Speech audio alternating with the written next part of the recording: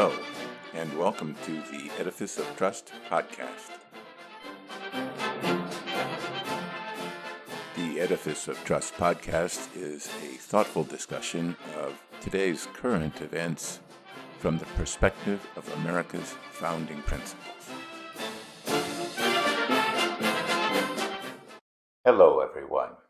Today we are going to continue to talk about the impact of Donald Trump's new tariff regime on the U.S. and world economy, or in this case, the lack of impact, because there is a reason that President Trump's tariff policies will not recreate the blue-collar manufacturing paradise that existed in the 1950s.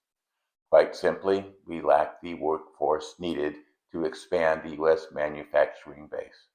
Manufacturing processes have advanced substantially since those glory days. A high school education and a strong back are no longer sufficient these days. As Nick Pinchuk, CEO of Snap-on Tools, stated recently on CNBC's Squawk Box, quote, "I was meeting with industrialists and people were saying we want to reshore, but the problem is you need skilled labor," unquote. All the trillions of dollars of new investments in the U.S. that President Trump is constantly bragging about will not significantly increase blue-collar employment, unless we throw out 75 years of manufacturing innovation and improvements in productivity. In 1790, 90% of Americans worked on the farm. Now it's 2%. The same process is happening to manufacturing. Interestingly, while doing research on a different project, I came across this essay from almost 10 years ago that became Chapter 5 of my book, Edifice of Trust, published in 2016. It addresses the very same issues we are facing today. The statistics may be slightly out of date, but the conclusions are still valid. It is disgraceful that our politicians have focused on divisive partisan politics instead of working to resolve these problems. Even more disgraceful is the fact that we keep re-electing those politicians. Following, Chapter 5 is quoted in its entirety. Chapter 5 from my book, Edifice of Trust: Foreign Trade and Employment. Foreign trade, specifically the trade deficit, has become a principal issue in the 2016 campaign, not because of its economic impact, but rather its impact on employment. Even more specifically, the trade deficit's impact on good blue-collar jobs. The 2016 presidential campaign is the first campaign where the candidates of both major parties have attacked free trade, vowing to abort the Trans-Pacific Partnership deal and renegotiate the North American Free Trade Agreement, or NAFTA. Mr. Trump claims that NAFTA is a disaster. It is true that in 1993, just as President Bill Clinton was signing NAFTA, the U.S. had a trade surplus with Mexico of $1.7 billion. In 2015, the trade deficit was $60.7 billion. To Mr. Trump, that is losing big time. But in the 22 years since NAFTA was signed, U.S. exports to Mexico have increased 5.6 times, from $41.9 billion to $235.7 billion. Discounting for inflation, trade in goods increased 3.4 times. The U.S. export of services has increased 193% since then and has a surplus of over $9 billion. Some people might say that was winning big time. It is true that Mexican exports to us increased even more, from $39.9 billion to $296.4 billion, thus the large trade deficit. That increase in trade created many new jobs in Mexico, some of which were lost by people in the U.S. But U.S. exports also created new jobs, many more than those that were lost to Mexico. That is the nature of international trade. It benefits both parties. It is true that Mexico benefited more than the U.S., but Mexico was a poor country, and those exports had a big impact on their economy. In 2015, U.S. exports to Mexico represented 1.3% of our economic output. In Mexico, their exports to us represented 25.9% of their output. So while Mr. Trump might consider gaining modestly compared to gaining enormously as losing, I consider it a win-win situation. Foreign trade should always be a win-win rather than a win-lose situation. And for every Mexican with a good job in Mexico, there is one less person tempted to swim over the Rio Grande in order to seek a job in the United States. Besides, more Mexicans are leaving the U.S. than are coming in. The flood of immigrants that are crossing our borders come from Honduras and El Salvador and other countries. The big issue for the 2016 election will be what to do with the Trans-Pacific Partnership, or TTP, and to a lesser extent, the Transatlantic Trade and Investment Partnership, TTIP. The TTP is a trade agreement between 12 countries around the Pacific Rim that is actually an expansion of a successfully operating trade deal between Singapore, Brunei, New Zealand, and Chile. I don't know all the details of TTP and don't want to know. I read portions of the CAFTA-DR deal and know that it is extremely detailed and excruciatingly boring. There are a lot of complaints from various special interests that hate the deal across all the country. But that's sort of the point about trade deals. Manufacturers love high tariffs that reduce competition and allow them to raise prices. Farmers love closed markets for their products. Everybody loves barriers to trade that protect their profit margins or their jobs. The whole goal of trade deals is to reduce barriers and subject companies and workers to competition. As a footnote, please note that this is fine for normal consumer goods, but strategic goods, weapons technologies, intelligence gathering, strategic materials, and other such items represent a different issue. These goods do not act subject to solely economic conditions. In times of conflict, they can be embargoed or blockaded, leaving a country at greater risk. Most countries keep strategic goods out of trade deals. And then there's China. In the same 22 years that Mexico's exports to the U.S. grew by 643%, China's exports to the U.S. grew by 1,432%. U.S. exports to China have also grown, but not nearly as much. China follows a mercantilist trade policy compared to our free trade policy. Mercantilism was popular in the early days of the modern era, but most countries have discovered that ultimately it limits their growth prospects compared to the freer trade we promote through trade deals. China was a pitifully poor but dangerous country until Deng Xiaoping began to open up China's economy after the death of Mao. We tolerated their mercantilist practices because we felt that as China became wealthier, it would become more moderate and more integrated into the global economic system. At this state of its development, China has become the second largest economy in the world. But it has not become more moderate, and it has not integrated into the world economic system. Mr. Trump has a point. China is a serial currency manipulator that has thrown up tariff and non-tariff barriers to U.S. and everybody else's exports. It has flagrantly stolen our intellectual property. It uses its economic power to threaten its neighbors and corrupt governments of its trading partners.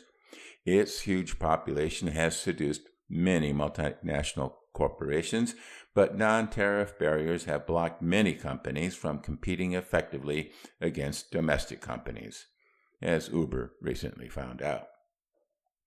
But Mr. Trump's remedies are provocative and dangerous. If you try and screw China, they are not going to take you to the International Court of Justice or the Permanent Court of Arbitration. China refuses to recognize that court's decision on the South China Sea. The U.S. already has a number of trade disputes with China being reviewed by the World Trade Organization. The WTO can allow the U.S. and other countries to increase tariffs within the rules of the WTO as compensation for China's trade violations. The U.S. must continue to pursue prosecuting these and many other trade violations aggressively. This may appear to be too tepid a response, but it is a start. China's trading partners and Asian neighbors are getting increasingly worried about China. They are looking to the U.S. for leadership. Trade deals like the TPP will help cement our relations with these countries and reduce the influence of China. Import substitution. I grew up in Michigan in the 60s and 70s, and back then, everybody knew to never buy a Ford or Chevy made in September or October. That's deer season. Or on a Friday. The assembly line was depleted during those times, but who cared if the cars were poorly made? But that was before the Japanese and their cars arrived. Today, we look back at that blue-collar wonderland with a longing for a lost golden time. But that post-World War II era was due to the coming together of a number of unique factors for a brief time that didn't exist before and haven't reoccurred since. The world has moved on, and the United States has moved along with it. When I first went overseas, most of Latin America followed an import substitution economic strategy. High tariffs blocked foreign goods and favored domestic products, but domestic products were expensive and of poor quality. On the advice of my friends, I bought my Sony TV in the Tepito market for smuggled goods in downtown Mexico City. I couldn't afford to buy a Sony TV at the department store, which would include Mexican tariffs, and the local merchandise was crappy. Economic policy in Mexico at that time also pushed a strong peso, another form of, quote, winning, and a source of national pride. Normally, a strong currency would favor imports, but the high tariffs blocked the cheaper goods. Desperately needed capital flowed out of Mexico. Everybody borrowed in dollars. This house of cards collapsed in 1982 and ushered in the lost decade, not only for Mexico, but also for much of the rest of Latin America.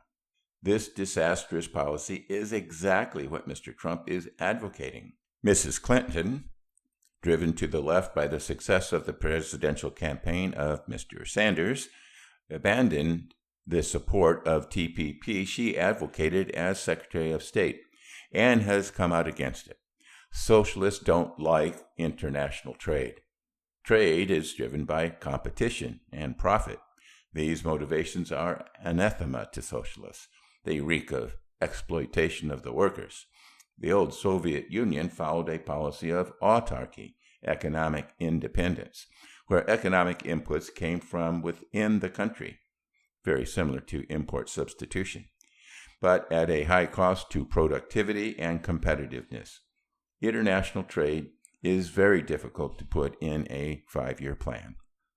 The illusion of bringing back good manufacturing jobs. Both campaigns are asserting that they will bring good manufacturing jobs back to America.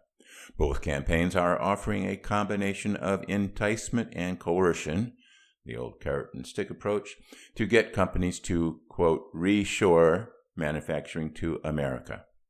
If it makes economic sense to bring manufacturing back to the United States, companies will do it. The way to make the economics of reopening a manufacturing plant feasible is to use technology to be able to maintain your competitive advantage through increased worker productivity.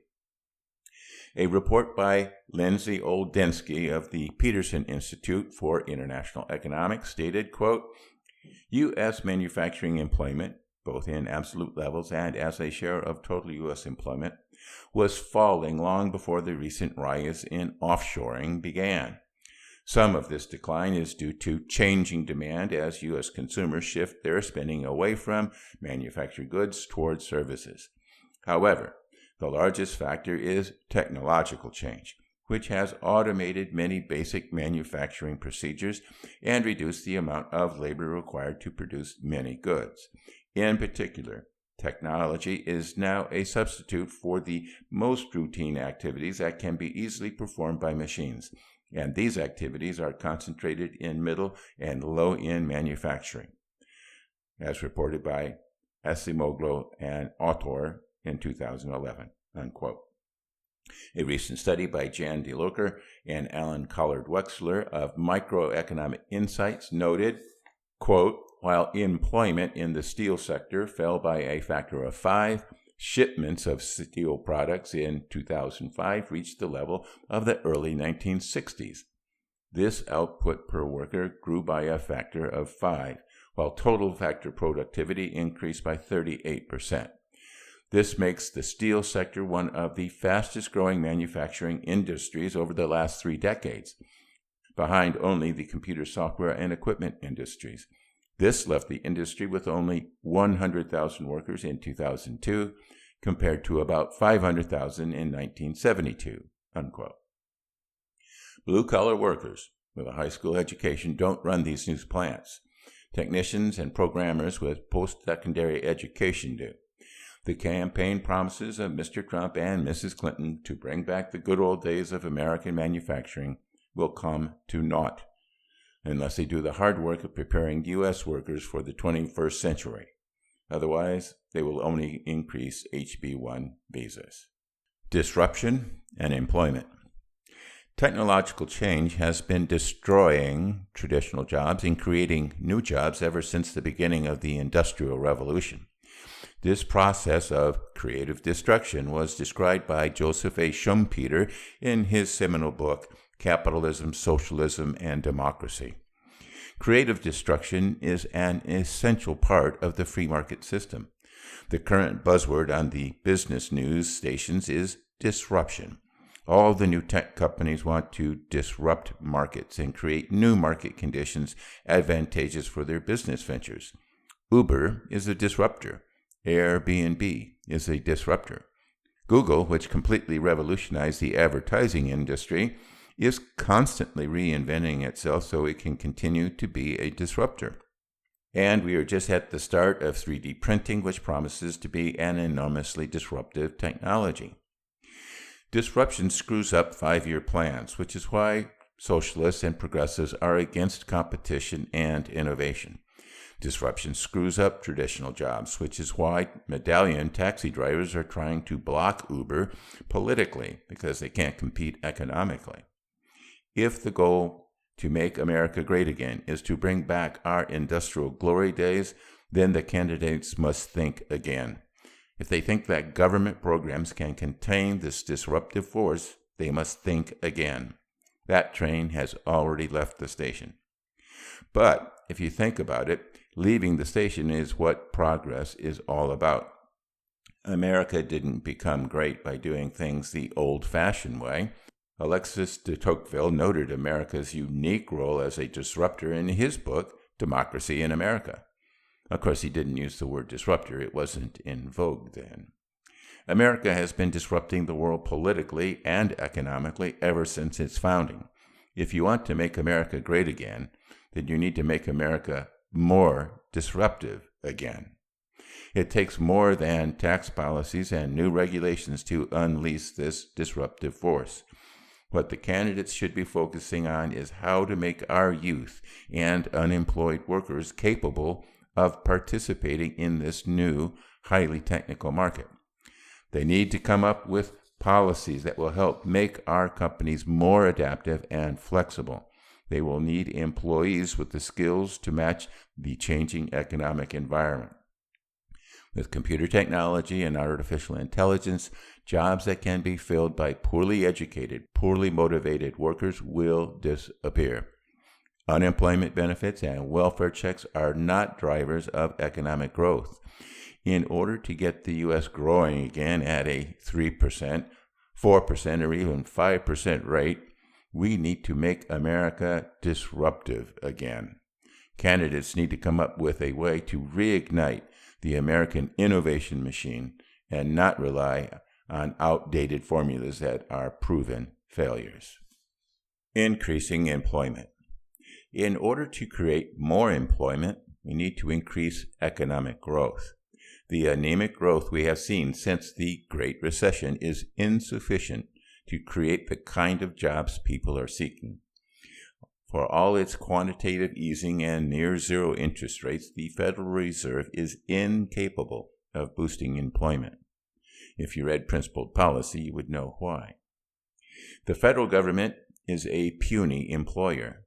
Walmart employs almost as many people as the federal government. The federal government employment has risen only 8.7% since 1962, from 2.515 million to 2.733 million in 2014, according to OPM. That's an average of less than 0.2% per year. State and local government employ a lot more, almost 20 million, a little over half in education. But the level of state and local government workers has actually declined about 0.5% in the last 10 years. So government employment isn't the answer to ever-increasing demand for more and better jobs. It is the private sector that provides the most jobs and almost all of the increase in employment. International trade plays an important role in employment, as does tax policy and the regulatory burden. But the most potent force to increase employment is innovation. The candidates need to come up with proposals on how to unleash this potent force. Mrs. Clinton has proposed a $275 billion infrastructure program over 5 years in order to boost employment. First, $55 billion a year is a drop in the bucket of what needs to be done. It represents only a few tenths of a percent of our annual GDP. We, of course, need infrastructure and a lot of it. You must keep in mind, however, that while a lack of infrastructure can impede economic growth, infrastructure itself cannot drive growth. Build it, and they will come only works in Hollywood movies. One way that government can help to foster innovation is through funding advanced research in the sciences, even though there is a potential for abuse. The Defense Advanced Research Project Agency, DARPA, has been a wellspring of innovation. The Internet was originally a DARPA project, as have been unmanned aerial vehicles and many other, quote, goodies. The government can also fund prizes similar to the Ansari X Prize for suborbital spaceflight in order to motivate people to achieve goals deemed worthy. There are a lot of innovative ways that government can foster innovation. Maybe we can create an X Prize for that. Smart regulation. Mrs. Clinton wants to impose a whole new level of rules and regulations on business, while Mr. Trump wants to wipe out regulation. They are both wrong. Increasing rules and regulations to punish 1%ers for the last recession and to prevent future recessions, an impossibility, will not unleash economic growth. A complex web of regulations is strangling companies and especially small businesses, and compliance costs, passed on to consumers, are skyrocketing. But their wholesale elimination can prove to be counterproductive as well. These candidates don't understand the role of regulation in the American social contract. Regulation is supposed to build trust. It is the cement that holds the edifice of trust together. People want to know that the food is safe, that their banks are well capitalized, and that the books of publicly held companies are accurate. But companies shouldn't be audited by the IRS to make sure they are paying for worker health care under the Affordable Care Act. Smart regulation will help to build trust. The executive branch has gone too far in its use of its regulatory powers to force companies and individuals to comply with its ideological agenda. This is not the purpose of government and will not make the edifice of trust stronger.